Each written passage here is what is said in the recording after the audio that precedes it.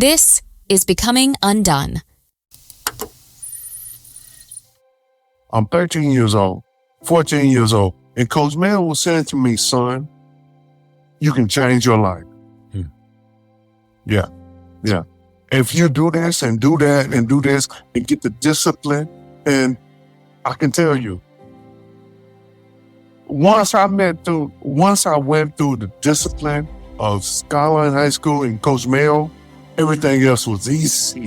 Everything else was, yeah, I'm telling you.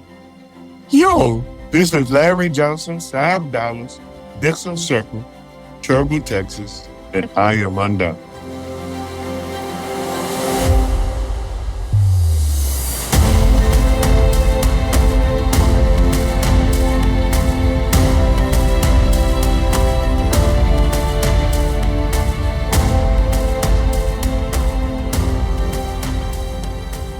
Hey friend, I'm glad you're here. Welcome to yet another episode of Becoming Undone, the podcast where we examine the art of transforming unfinished goals into unstoppable growth, one inspiring story at a time.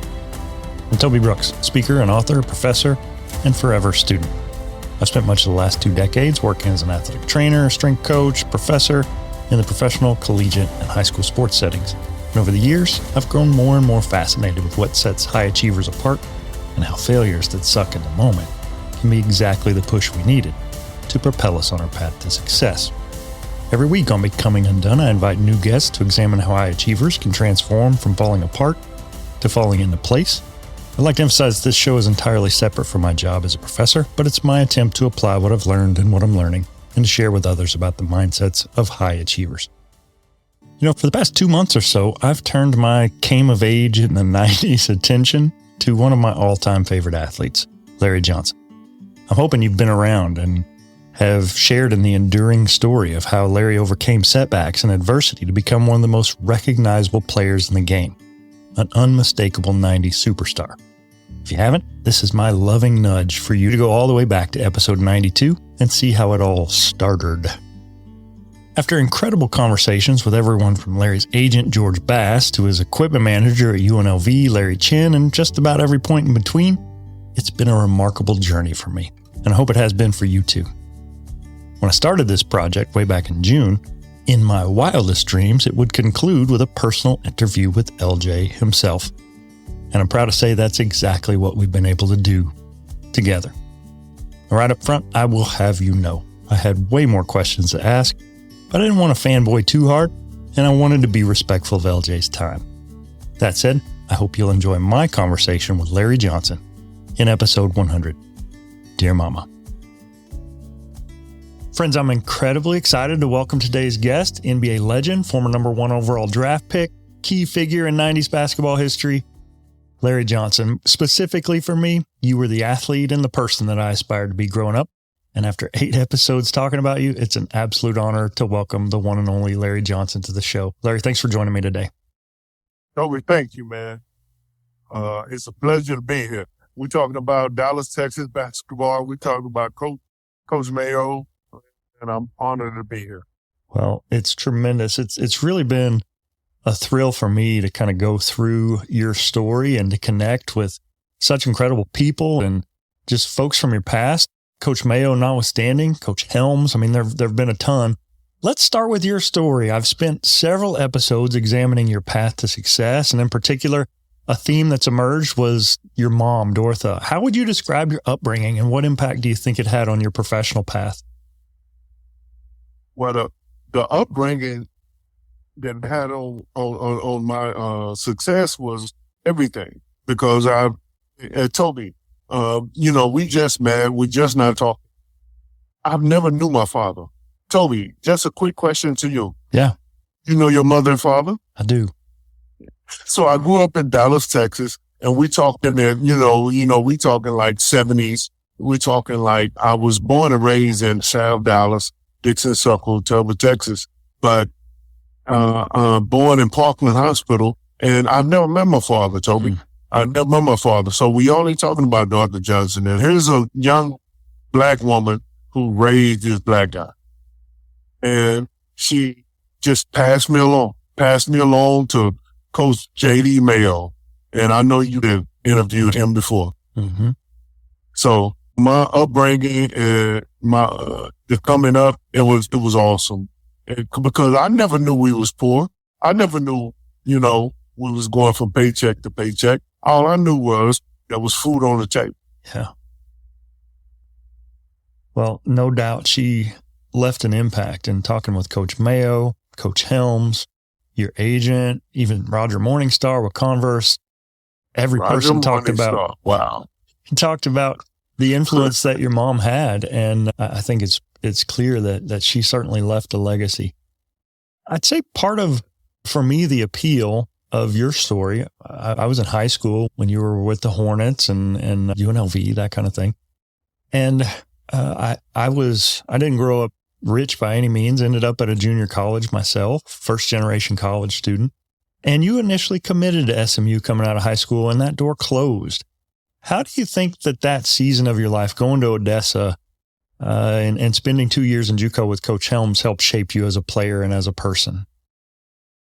A lot, because like you just said, when I was coming out of high school, I was highly touted. So I was like, I want to say number one, but Toby, you know what I'm saying? Mm-hmm. I want to say number one, but people will say, you were 6, you were 7, you were 3, but I say highly touted, but I had to go to junior college, and those guys that was before me or right around me, they all went to Division I schools. So anyone would have gave up then. Anyone would have said, that's it, that's all. But because of Coach Mayo, because of my mother, because of Dennis Helms, and I've heard you had Dennis Helms on the, yes.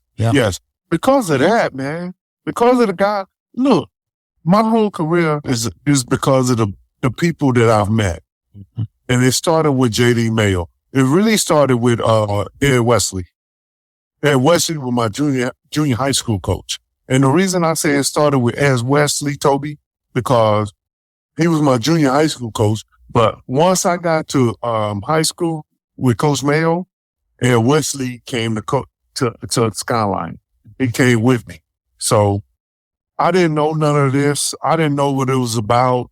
But yeah, man, it all goes hand in hand to help a young man get out of the situation he's in. Right. And Ed Wesley at junior high school at John B. Hood, which is in South Dallas, John B. Hood junior high school. Once I got there, Toby, Ed Wesley came to Skyline with me with Coach Mayo. And then the same thing happened. So to me, I'm blessed. Yeah.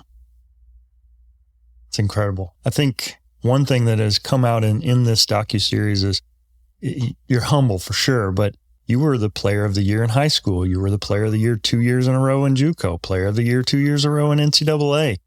You had a standout college career and a standout high school career for that matter.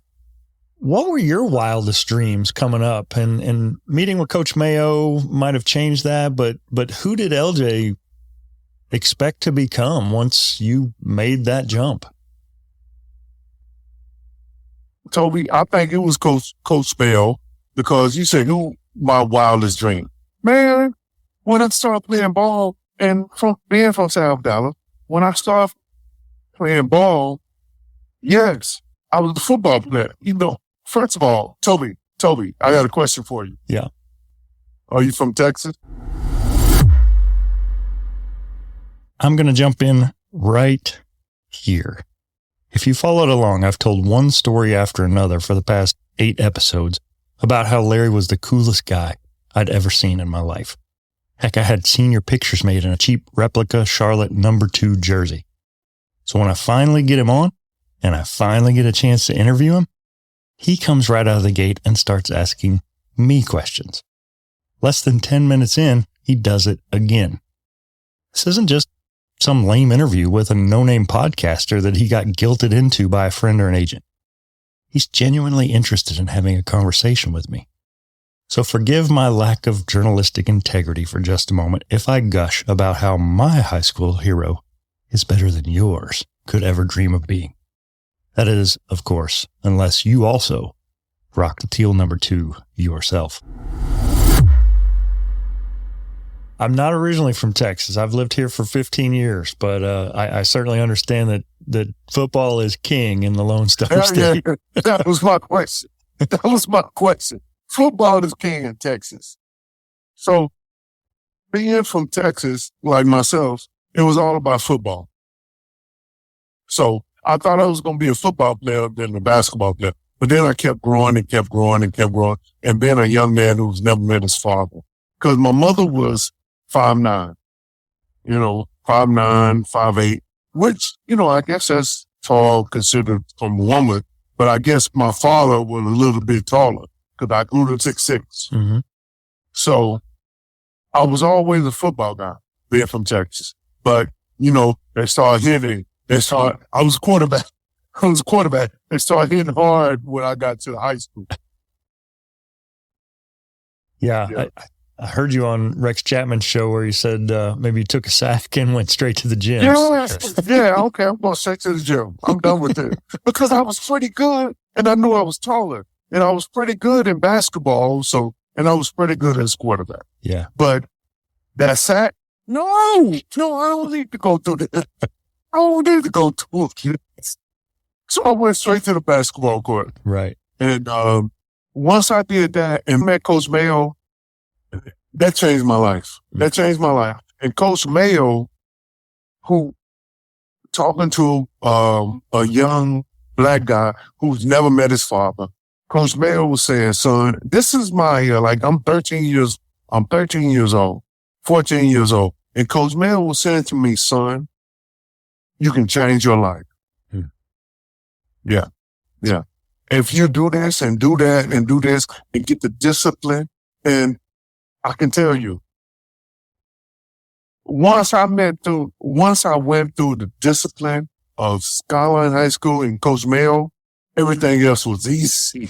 Everything else was, yeah, I'm telling you, Coach Mayo, and I really don't want to do this, but Coach Mayo, there was probably 3 or 4 pros came through Coach Mayo. Yeah. But they had to go through the discipline. No doubt about it. So you're successful in high school, a little bit of a detour, end up at Odessa, and then you end up at UNLV under legendary Coach Tark. Yeah. You're the first overall pick. How do you mentally and physically prepare for the transition from college to the NBA? And what would you say was the biggest challenge you faced in that transition? I don't think you can mentally to go through it. I think you just gotta reflect on the fundamentals because listen, Toby, they don't do 4 years now. Toby, I got a question for you. Name the number 1 pick in the NBA that went 4 years through college. Boy, I as you're asking, I'm going through the memory bank. Hey, I'm not ashamed to admit it. I failed miserably on the spot, but mostly because this was a really hard question. In post-production, I get to turn to the Google machine. And according to Gemini AI, the last number 1 overall NBA draft pick to complete at least 4 years of college was Kenyon Martin, who went to the Nets out of the University of Cincinnati in 2000 after spending 4 years there. Tim Duncan did the same in 97, coming out of Wake Forest. I'm learning not to always trust the AI right out of the gate, though, as it didn't list Larry. Prior to 91, familiar names like Patrick Ewing, James Worthy, Ralph Sampson, David Robinson all make the list. But the AI leaves Larry out. My guess is that's because he only spent 2 years at UNLV, and it probably didn't count the 2 years at Odessa College. As a community college product myself, I can physically feel that disrespect. But the truth is, Larry is right. He's not only one of only 3 players since 1991 to complete 4 years of college prior to going number 1 in the draft. Instead, I'm nearly certain he's the first and the last player to do it with a 2-year stop at JUCO to start off. Now, anytime you're the only person in history to do something, you are clearly in rare air, elite, and you'd have every right to be arrogant about it. but not Larry. You'd never be able to tell it from our conversation, as my dude is still interviewing me here. Some people say you shouldn't meet your heroes because you're bound to be disappointed. Maybe those people just pick crappy heroes, but not mine. Mine's the real deal. This is fun, y'all. Boy, I as you're asking, I'm going through the memory banks, and it's impossible. Like, everybody comes out early. Okay, well, I was what, 91? Mm-hmm. I was 91. Name another one, that went through 4 years of college and was the number one pick in the NBA. Yeah, I can't off the top of my head tell you who that would be. Typically, they're a freshman or a sophomore, or international these days. Wow. And you just said international. Mm-hmm. I hate that. And I'm not hating on the international players, but I'm not international. I'm from America. Mm-hmm. And this is NBA. This is basketball. So this is our game. Just like the World Games, or just like the Olympics. No, we need to win that. Yeah. The World Games and the Olympics, we need to win NBA. Mm-hmm. Girls and guys. We need to win that because this is our game. Yeah. But, it's worldwide now, in which I take pride in too. I take pride in that the Joker at Denver. I take pride in all of that. I take pride in our guy, and I'm from Dallas. So I take pride in Dallas Mavericks winning the championship with their guy. I take pride in that. Yeah. I take pride in that. This is an international game now. Mm-hmm. Absolutely. I spoke with Roger Morningstar with Converse, and he mentioned that coming out, you were kind of a Nike guy and were maybe a little disappointed that Nike had passed on the opportunity to endorse you as an athlete. Talk me through the Converse deal and what your thought process was like when that all started to unfold. Good morning, sir. Super. Yo, I was super, it hit me by storm. It hit me by storm that I came out of UNLV, who was Nike, all Nike. And they did a movie, Sonny Vaccaro. They did a movie by Sonny. Yes. Yeah. And Sonny was telling me this and that, but here I am coming out of UNLV, just won championship, all of that, and Nike didn't want me. So yeah, it was a letdown. It was a big letdown, but my agent, everybody was going, we don't care.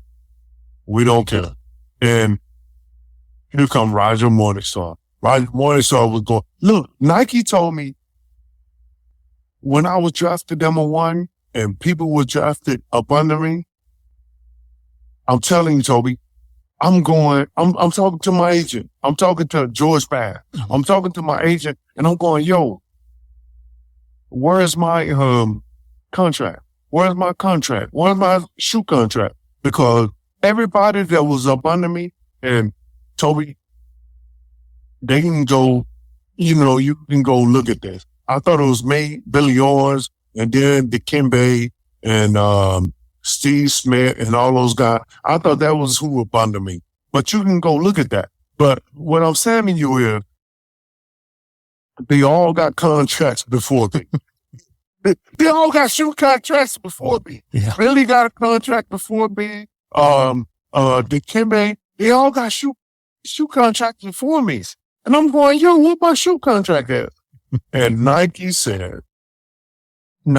told me, Sonny Vaccaro told me, Nike do not want to sign you because they don't think you will be a good pro. Oh, that's harsh. I mean, considering what you've overcome to get to this point, national champion, undefeated regular season with the Rebs. I mean, you're the first overall pick. To hear that, it's got to come as a surprise, I imagine.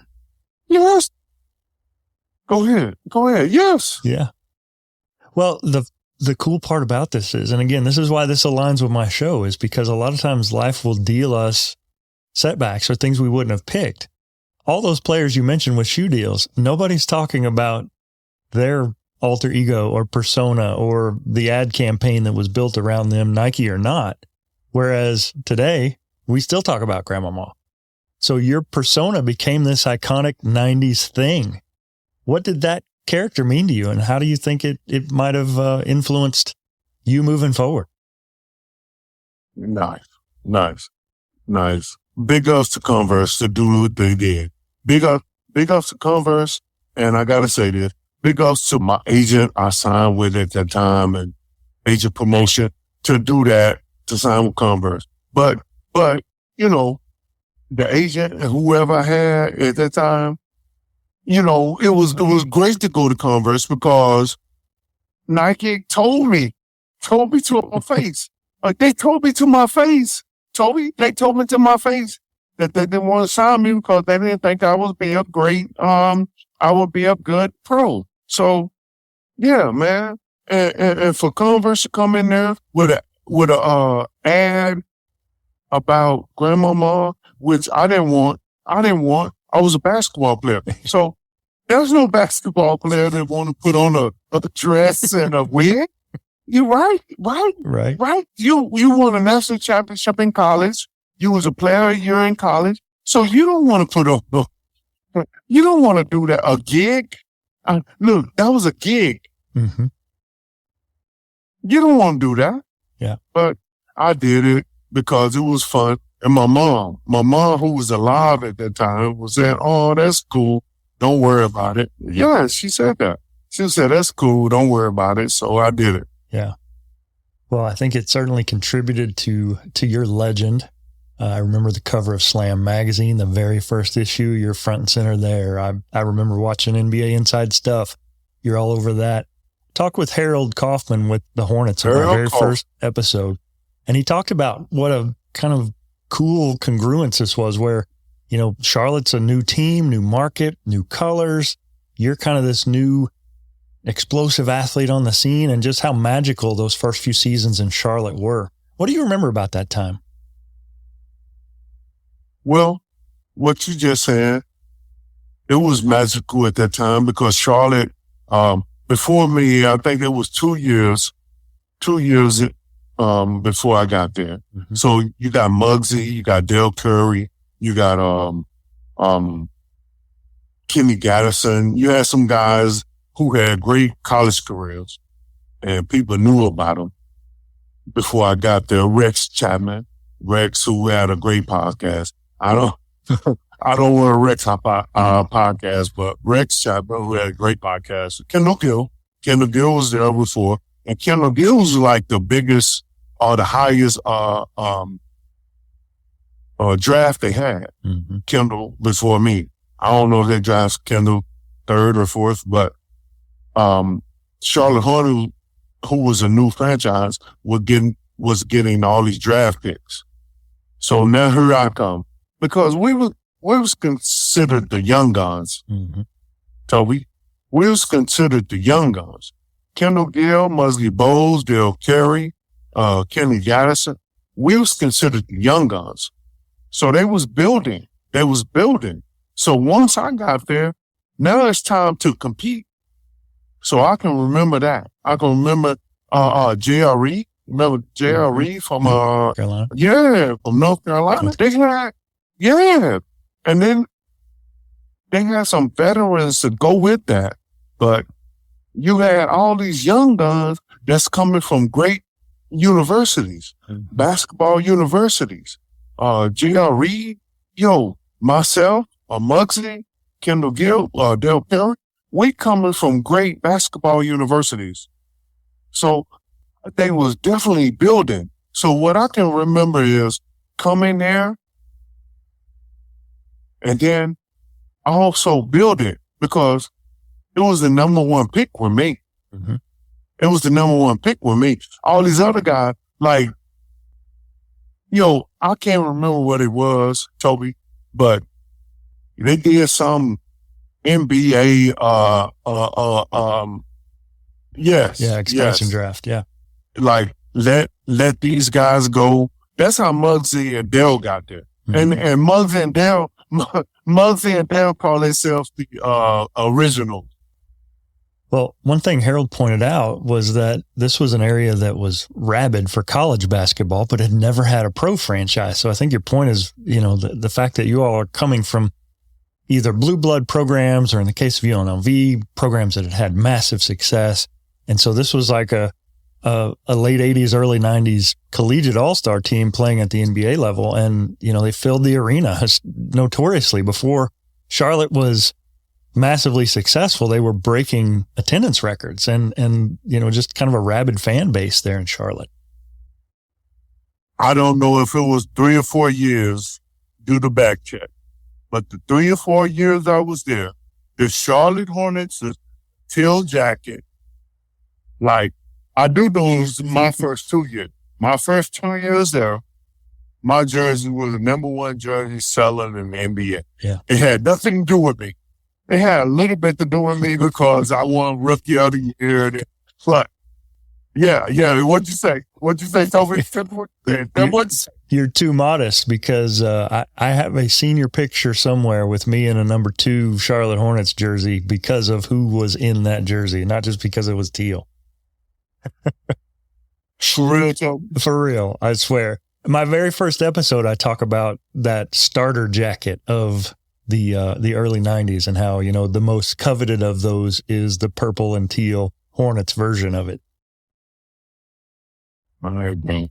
I appreciate that, man. I appreciate it. Because if I wouldn't have won Rookie of the Year, that's the first year. Then the second year, I made the All-Star team. Right.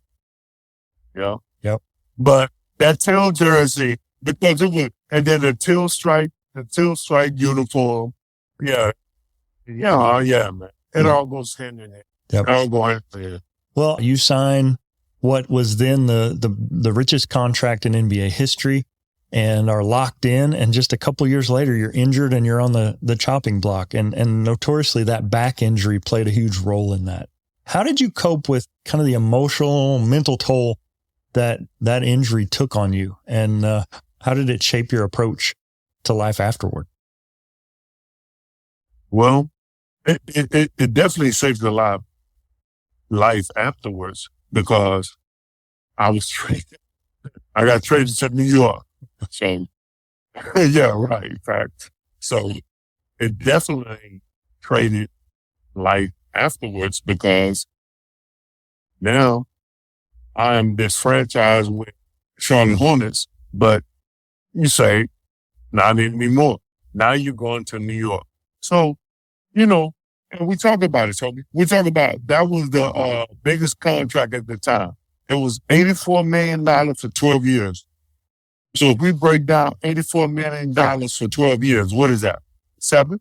Mm-hmm. Yeah. Yeah. So $7 million a year. And what does these guys make? 50? Yeah. But I understand. I want the credit, though. I want the credit. I want the credit to something. I think Magic started it before me. But I want the credit to be like $7 million a year is when I started because Magic Johnson, Michael Jordan, and right after I signed that, a month, you can look it up, 2 months after that, Derek Coleman signed the contract. And it was like $8 million or like $1 million before me. He signed before that. And then it took off. Mm-hmm. Well, I know Charlotte started as a team acquiring talent, and you were one of the first big pieces of that. As you mentioned, there's some other names. And then later, Alonzo Mourning, and continued this rise and notoriously beat the Celtics in the first round in the franchise's first ever playoff appearance. So you played on teams with some strong personality, some great talent. How did you manage the relationships and the egos? In a conversation I was having with Coach Helms, he said he didn't get on to you often, but he mentioned one time that you had passed when he wanted you to shoot, and he yelled at you. And you said, "I'm just trying to make my teammates happy." And he yelled, "I want you to make me happy." And so How did you manage those relationships and egos in the locker room during your time with the Hornets and the Knicks? Toby, did you talk to JD Mayo? I did. I've dug into all your past, all your coaches. He's in the league, but he also made me this team player. Because I was so selfish. I'm coming from Sam Dallas, Dixon, Suffolk, Toby, Texas. But he made me this team player, bro. He made me this team player, Toby. Yeah. Because it's the NBA. Or it's whatever professional sports. You have to be selfish. If you got the talent, you have to be selfish at some point. And I was too unselfish. At some point, Toby, I was too unselfish. And what you asking me right now, I was too unselfish. I should have been more selfish because I had the talent to do it. But this guy had talent. He has talent. So especially when you get to the NBA, even in college, that LeBron, it's more talent. So you say, here you go, yeah, man, I was just too unselfish. If you talk to from high school to the league, they would say he was too unselfish. Yeah. Well, I think we see evidence of that in your work today. You are just a quintessential team player, and that's how you've kind of transitioned into this new role. Before we go there, today athletes are a lot more vocal in their stances on social and political issues. How do you see the role of athletes in that conversation, and how did you personally navigate it during your career? Well, at the beginning of my career, there wasn't this much social. Like, I think even when I retired, there was no, it's called X now, but Twitter, there was no social. Yeah. Even when I retired, there wasn't this much. So, and we loved it. We loved it because at least you had a social life. At least you had a private life. But now, things gone playing with what's going on now, and everybody got a podcast. Everybody got this, you got to go with that. So it was a little easier to go through it than now. So that's how I got through it. Yeah. That's how I got through it. Yeah. When I talk about Alonzo, and like we were just saying, man, the Charlotte Hornets kept going up, and Charlotte Hornets had a chance to really, really win a championship. Well, you've transitioned from being an athlete to now taking on roles working in the Knicks front office as an ambassador. And I have to assume you were a basketball player and an athlete first. That was a key part of your identity. Talk to me about how when you took that jersey off for the last time or slipped those sneakers off as a competitive professional athlete for the last time, how did that impact you as a person? Well, honestly, I was ready. And the reason I was ready because of injuries. Mm-hmm.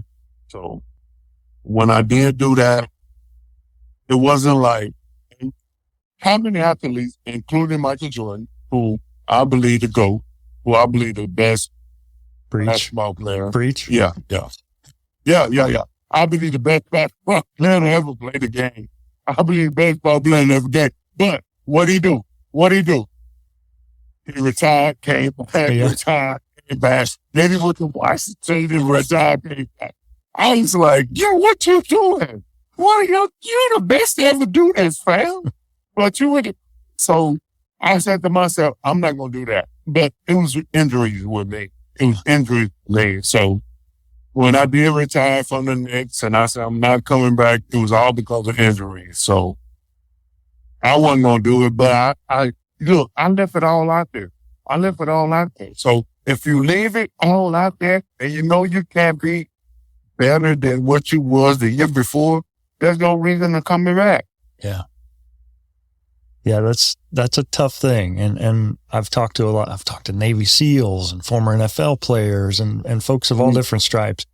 And it seems like there's two types. There are people that just can't leave the past in the past. It's so woven into who they are that they're just miserable from that point forward. And there are others that, like you said, you knew that you gave it all you had. And to go back out there, you just weren't going to do yourself or your legacy justice because you weren't going to be the same player. And one thing that definitely impressed me about you is you come into the league as this incredible dunker and this powerful athlete. You're undersized at 6'6", playing the 4 or the 5, but you're hanging with these taller players because of your athleticism. And then later in your career, the back injury had kind of taken that, and now you're an outside scoring threat. Was that a conscious process where you said, I'm not going to be able to fly through and over people. Now I'm going to change my game so that I can continue to play? Yes, it definitely was a conscious process because I went through JD Mayo at Skyline High School, and then I went through Coach Helms. Listen, they was the same. They was the same. JD Mayo, Coach Helms, junior college, it was all about fundamentals. Look, they old school. They old school. So it's fundamentals first. Now, if you that athletic, which I was, fine. You can jump over the figure and dunk it. If you can do something that's, out of the ordinary, look, that wasn't supposed to happen, but you made the 2 points and dunked it over him and do something. But it's fundamentals first. So I learned fundamentals first. So I learned how to, elbow tuck, follow through, release from the fingertips. Just going to barge in right here real quick and say that even today, when I was shooting around on a borrowed court I'm probably not even supposed to be on, that's walking distance from the tiny apartment where we're staying on the Baylor campus, I heard those words in my head in Larry's voice. And then even Coach Mayo's voice. Elbow tuck, follow through, release from the fingertips. Heck, I think it's pretty obvious. I'm not even trying to hide the fanboy in me. This is awesome. So here I am in New York. And I don't have that athletic ability because of the herniated disc that I had. But in New York, you can't believe this. In New York, me and John Starks go through this a lot. John Starks is known for this dunk he had over. It went over my control. But he had this great dunk. And I'm known for the 4-point play. Yeah. But that's what we wasn't known for in our career. I was known for dunking, and he was known for shooting. Right. The fourth quarter starts. Yes! What a move by Starks, who was able to sky to the basket. The Bulls call for time. John Starks with the move of the night to give the Knicks a 5-point lead with 47 seconds remaining in the fourth. Here it is. B.J. Armstrong expects help now. He's looking around. He gets picked off. No help comes, and Starks goes. Oh, so big. And look who was at the top. None other than Michael Jordan. And he couldn't do anything about it. What a spectacular move. 11 and 9/10 seconds to go. Ward with a pass tipped but handled by Johnson. Johnson is 3-point territory but guarded tightly. Johnson cuts left, now fires a three. It is good, and he's fouled. It counts, and he is fouled. Larry Johnson looking for the lead. The free throw is good. A 4-point play by Larry Johnson, and the Knicks have defeated the Pacers in dramatic fashion. That's incredible. I never made that connection, but you're 100% right. Yeah, that's tremendous. Well, when you look back at your career, what do you hope your legacy is on and off the floor? And is there anything you think people misunderstand about your journey? First thing, what you just asked. What people misunderstand about my journey, I have no comment. Look at it. You say you misunderstand, just look at it. Yeah. But my career, teammate first. All about team first. That's super quick. And that's come from JD Mayo. It was all about winning and been a teammate first. And that helped me through my whole career. That helped me through the USA teams I made. I remember trying out for these USA teams, and you got to dunk, but you do the right thing and pass it over. It was all about Coach Mayo, Coach Ed Wesley, which was the assistant coach at Skyline High School. It was all about, I'm telling you, it was all about being a team player, man. Yeah. Like I said, I love when you ask UNLV, when you ask Charlotte Hornets. Yeah. Yeah, who was the best? Yeah. Well, I think there's no doubt that was part of the big appeal for me and many in my generation was you see this athlete who's an incredible superstar, has all the gifts and all the ability and all the work ethic, but there's just the humility. And even going back to the Grandmama campaign, like there's some athletes that take themselves a little bit too seriously, and there's no way that they would have the fun that it took to do that. But you were accessible. Yo, don't say that, bro. Don't say that, bro. Don't help me with that. To do that. Yeah. Because, hey, look, the reason I say don't say that because they tricked me into that. I was offended. They tricked me. Yeah. Well, Roger makes no apologies. He said, it was lightning in a bottle, and so much about that campaign grew and kind of became a monster in and of itself. But certainly it speaks to your humility. And I've said this before, like, thank the good Lord he didn't give me your gifts because I would have been an insufferable superstar. You handled it with much more class and grace than I would have. Here's a question I ask of all my guests. If we were to watch a montage of your life, what song would you choose to play in the background and why? Tupac, Dear Mama. Stand. You all appreciate it.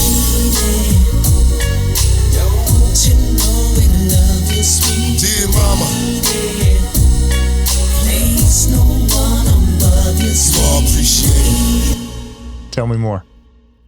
No, I appreciate what you just had. What montage was you got your what about your life?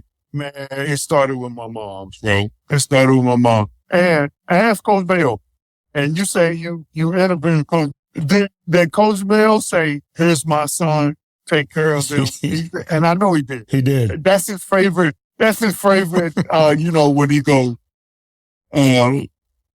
when it comes to Larry Johnson, Dorotha Johnson went, "Coach, here's my son. Do what you can with him." Yeah. I love that. I hated it when she said it. I'm like, Mom, what you doing? I hated it when she said it, but it turned out perfect. Yeah. Because Coach, you made me, bro. It sure did. He does tell that story. Your mother saw the ability in you, and she sought out Coach Mayo because she knew that he could get you where you were destined to go. And that's such a powerful thing. Well, Larry, I want to be aware of your time, and I thank you. I know that you and your teammates have a documentary that you pull together. What else you got going on that my listeners could check out to follow your work? Well, check out my website and check out Twitter. But right now, it's all about, like you just said, that UNLV documentary, because we kept that we kept that tight. We kept that tight because of Coach Tarkanian. And nobody liked us. Nobody liked that UNLV thing. But we kept it tight. So check that out. Definitely will. Well, Kings of Vegas is the name of the doc, and there'll be more coming on that in the future. Larry, thank you so much for your time. It's been a real treat, real honor, and I can't thank you enough for dropping by today. No, I appreciate this. But do me a favor. I will. Make sure I get this. Absolutely. This is Larry Johnson, $5, Dixon Circle, Turbo, Texas, and I am Undone.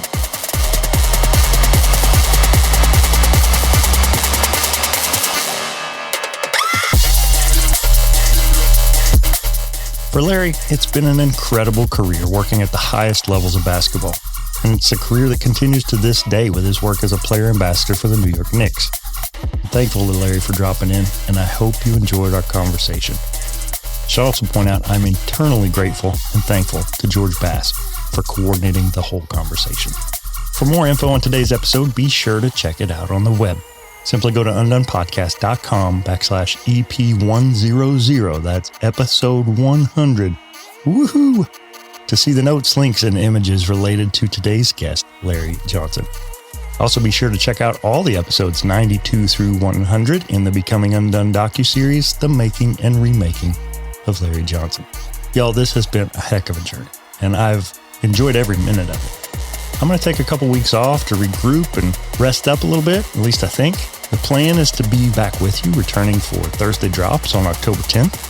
Still working out the details and lining up some guests, but I promise it's going to get even better from here, my friend. So do me a favor, let's meet back here on October 10th. In the meantime, I'm once again personally inviting you to sign up for my free weekly encouragement, The Undone. I'm thankful to longtime friend and listener, Mary Reese Farias, who messaged me this week.